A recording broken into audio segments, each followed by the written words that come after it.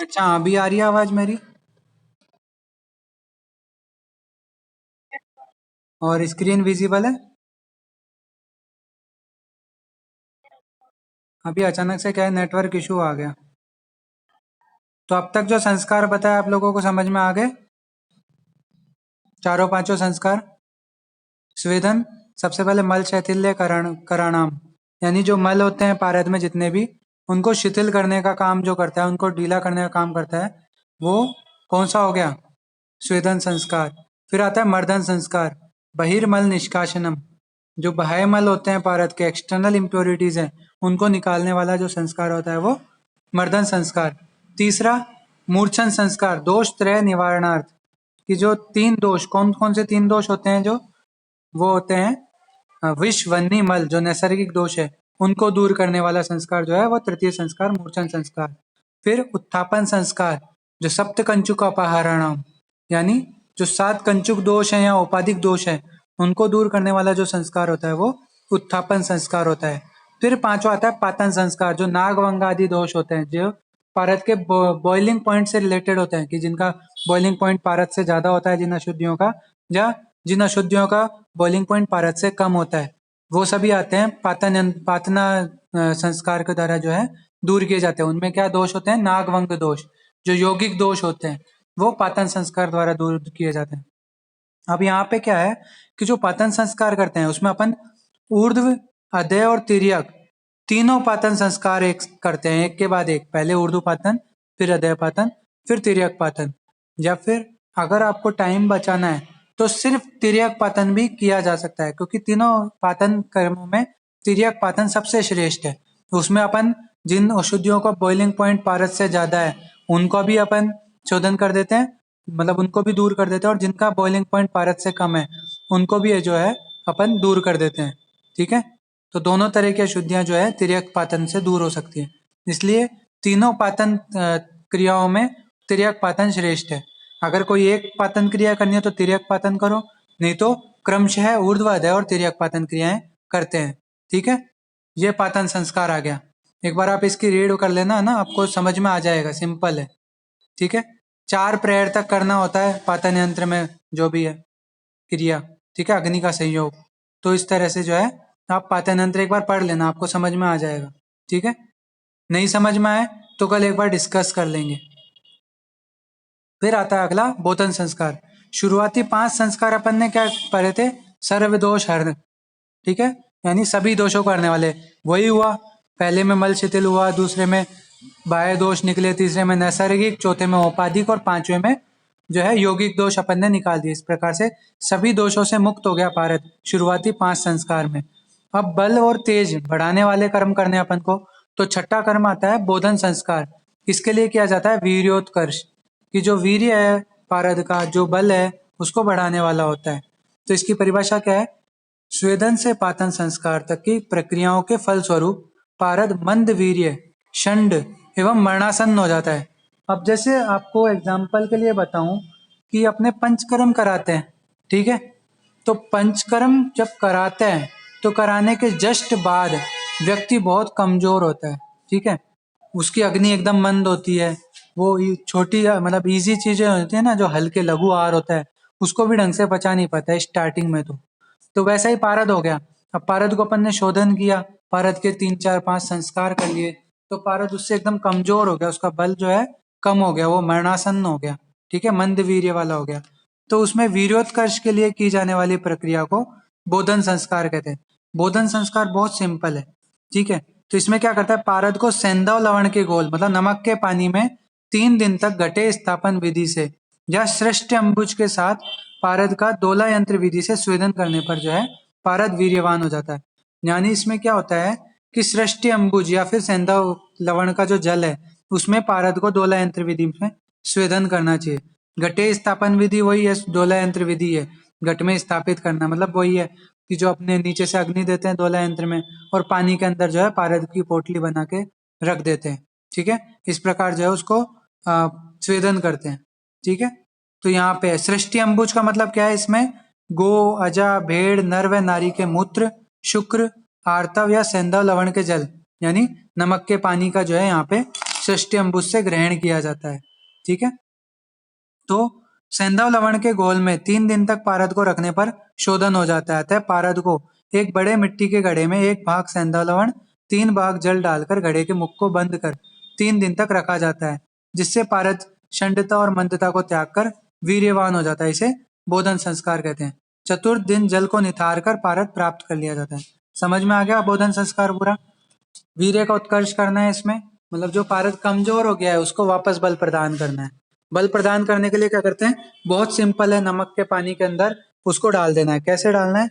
1 भाग नमक लेना और उसमें 3 गुना जो है पानी मिक्स कर देना है। ठीक है, इस मिक्सचर में पारद को जो है डाल देना है। फिर उसके बाद जो है घड़े का ढक्कन बंद कर देना है। 3 दिन तक के लिए उसको रख देना है। फिर चौथे दिन पानी को जो है, लवण का पानी जो है उसको नितार के पारद को एकत्र कर लेना है, पारद को प्राप्त कर लेना है। ये अपना बोधन संस्कार होगा। तो बोधन संस्कार का उपयोग कहाँ हुआ? वीर्योत्कर्ष में। ठीक है, फिर आता है अगला नियामन संस्कार। नियामन संस्कार क्या है? चापल्य नियंत्रणार्थ। कि जो पारद है वो क्या होता है कि वीर्योत्कर्ष तो हुआ, साथ में उसके क्या होता है, कई बार चपलता जो है उसका गुण, जो उसकी एक्टिविटी वाला गुण है वो बढ़ जाता है वापस।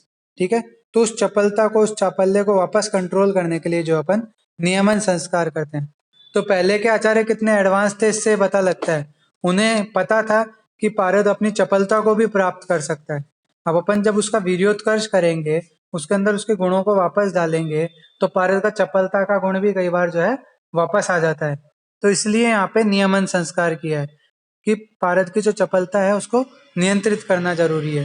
तो बोधन या रोदन संस्कार द्वारा वीर्योत्कर्ष प्राप्त पारद के चपलत्व के नियंत्रण हेतु की जाने वाली स्वेदन क्रिया को नियमन क्रिया कहते हैं। नियमन संस्कारार्थ कथित औषधियों के कल्प में पारद को रखकर कांजी में 3 दिन तक स्वेदन करने से जो है उसकी चपलता दूर हो जाती है। इसे ही नियमन संस्कार कहते हैं। अब कौन कौन सी औषधि योग यूज में लेते हैं? पान पत्र, लहसुन, सेंधव लवण, भृंगराज, ठीक है, बांज ककोड़ा, मतलब ये कुछ ककड़ी टाइप का प्लांट होता होगा, इमली। इस प्रकार इन प्रत्येक को पारद के षोडशांश में लेकर कल्क बनाकर उस कल्क में पारद को रखकर कांजी में दोला यंत्र से जो है 3 दिन तक स्वेदन करना चाहिए। वही है, पारद लिया, ठीक है, इन सब द्रव्यों को जो है मिलाकर उनका कल्क बना लिया। पारद और कल्क की मिला के एक पोटली बना ली, उस पोटली को दोला यंत्र में कांजी में लटका दिया और 3 दिन तक जो है 8-8 घंटे पर डे स्वेदन किया। ठीक है, यही नियमन संस्कार हो गया। समझ गए? तो नियमन संस्कार क्यों किया? पारद के चपलत्व या चापल्य गुण का नियंत्रण करने के लिए।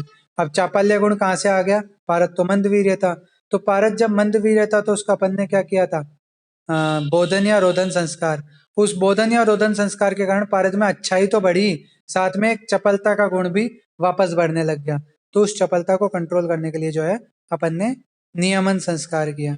ठीक है, अब यहाँ पे आता है नियमित पारद का स्वरूप, कि जो पारद अपन ने नियमन संस्कार किया उसके बाद पारद का क्या स्वरूप होता है। तो पारद में नियमन संस्कार करने के बाद क्या है, पारद की वाष्पीभवन की क्षमता का ह्रास हो जाता है, यानी उसका वेपराइजेशन पॉइंट जो है, बॉइलिंग पॉइंट है, वो बढ़ जाता है। ठीक है, मतलब वो जल्दी से वेपराइज नहीं होता है। 357 से 370 हो गया, 400 हो गया, ऐसा हो जाता है। ठीक है, उसमें कण व बूंदे बूंदे भी दृष्टिगोचर नहीं होती, मतलब वो एकदम कंसिस्टेंट दिखाई देता है।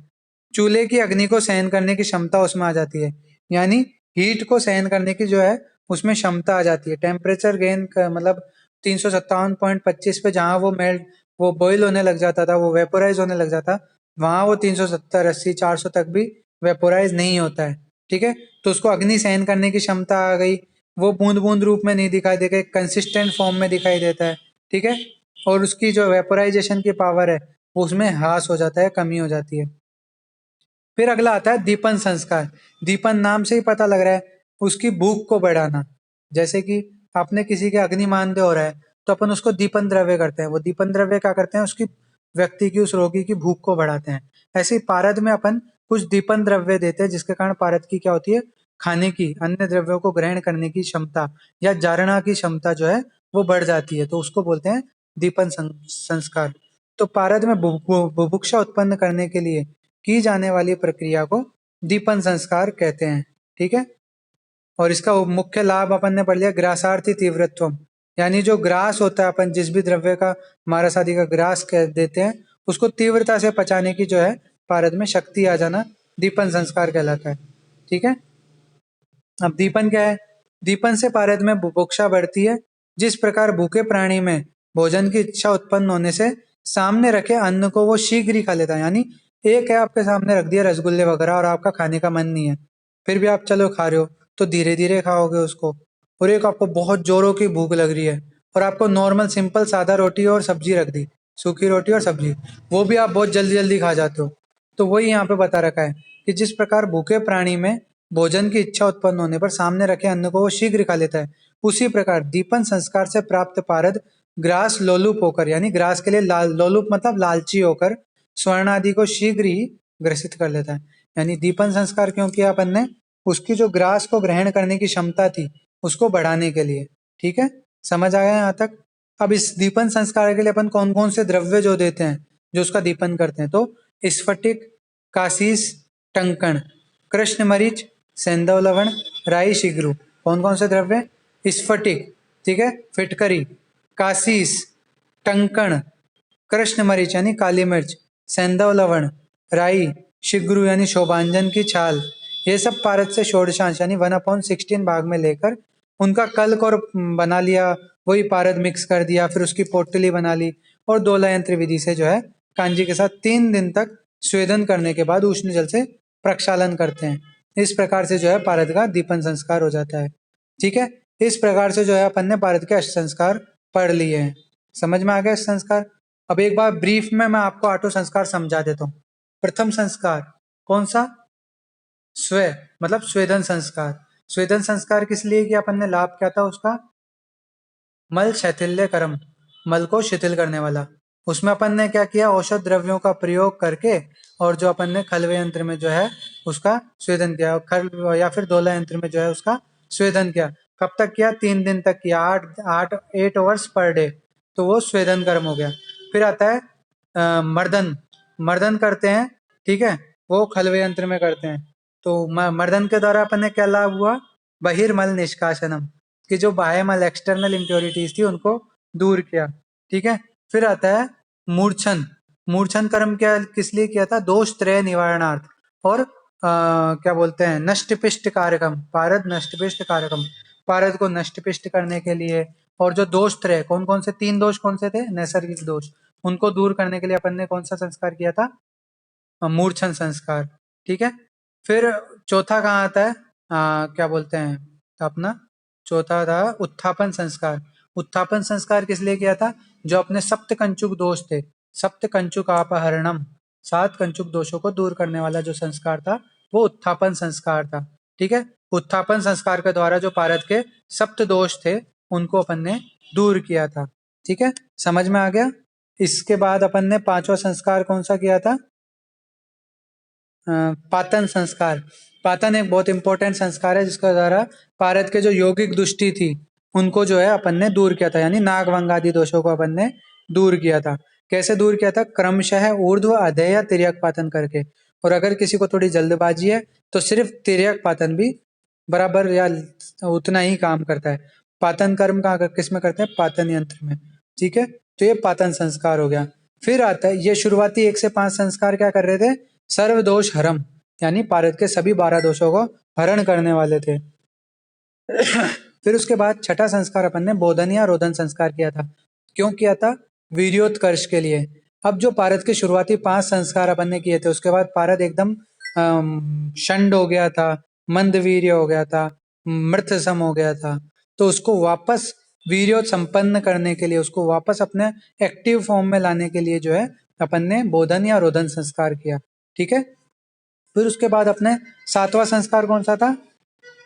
नियमन संस्कार। अब बोधन संस्कार करने के बाद पारद के अच्छे गुण तो बढ़े ही, साथ में उसकी चंचलता भी वापस या चपलता भी वापस आ गई। तो उस चपलता को नियंत्रित करने के लिए जो है अपन ने नियमन संस्कार किया। ठीक है, नियमन संस्कार के लिए, ठीक है, अपन ने नियमन संस्कार कर दिया। अच्छा, बोधन संस्कार बहुत सिंपल था, उसमें सृष्टि अंबुज काम में लिया था, यानी नमक का पानी। कौन सा नमक? सेंधा लवण। कैसे किया था? सेंधा लवण 1 भाग, 3 भाग जल मिक्स कर दिया, उसका मिश्रण बना लिया, उसमें पारद को 3 दिन तक घड़े में डाल दिया। ठीक है। घड़े को कैसे किया, संधि बंधन करके शराब में पैक कर दिया, मतलब पूरी तरह से पैक कर दिया।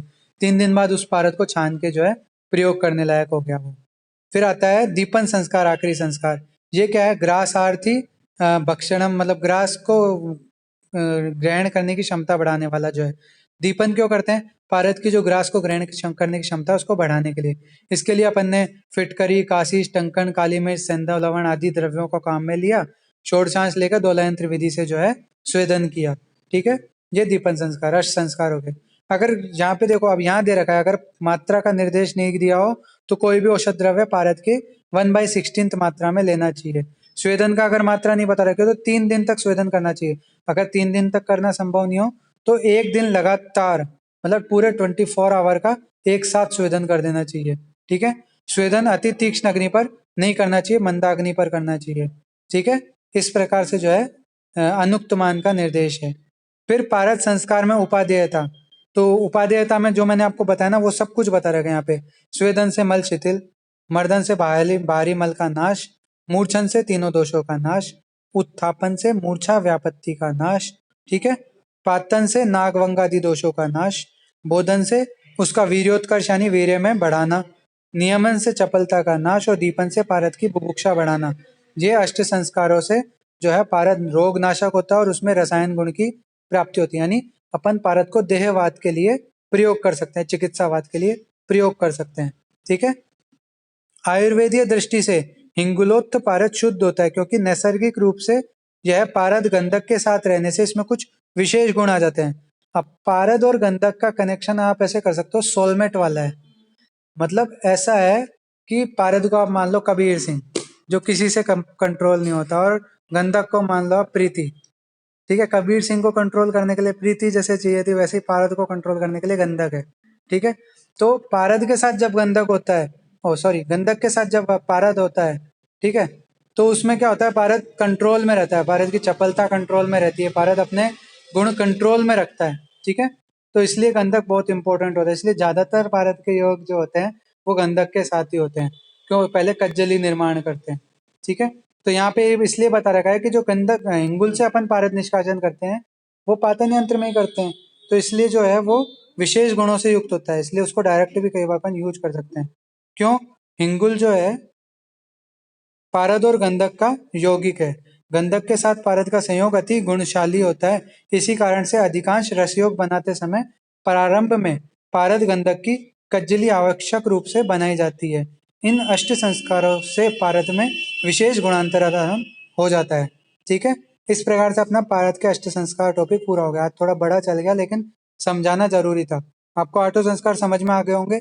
आज पढ़ना, कोई भी डाउट हो तो पूछना। अब पारद की गतियां हैं। गतियां मैं आपको एक एक लाइन पढ़ के नहीं बताऊंगा, मैं फटाफट बताऊंगा। 5 गतियां होती है, जल गति, हंस गति, मल गति, धूम गति और जीव गति। जल गति नाम से पता लग रहा है, जब पारद का अपन प्रक्षालन वगैरह करते हैं, ठीक है, तो उस दौरान जो पारद पानी के साथ जो निकल के उछट के निकल जाता है वो है जल गति। यानी जल के थ्रू जो पारद का मतलब लॉस हो रहा है, ये सारी गतियां मतलब पारद के लॉसेज हैं।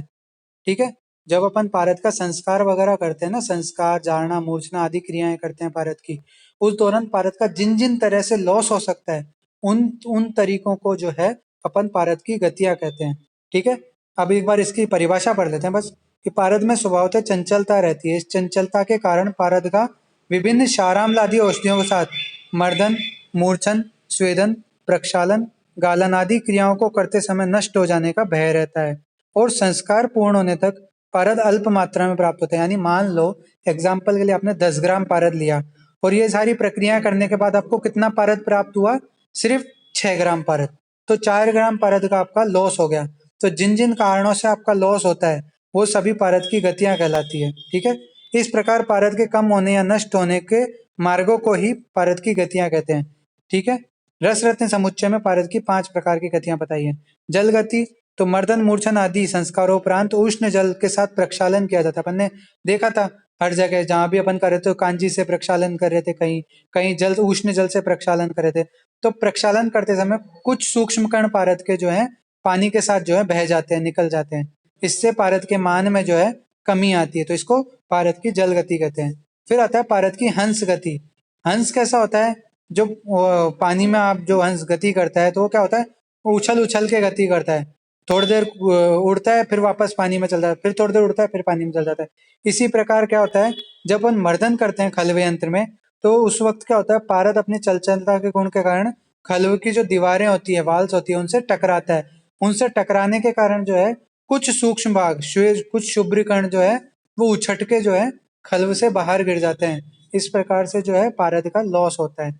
जिस प्रकार से हंस कूद के जो है अलग अलग जगह पे चल जाता है, तो ये पारद की हंस गति हो गई। यानी जो खल्व यंत्र में जो मर्दन आदि क्रियाएं करते वक्त पारद का लॉस होता है, वो हंस गति हो गई।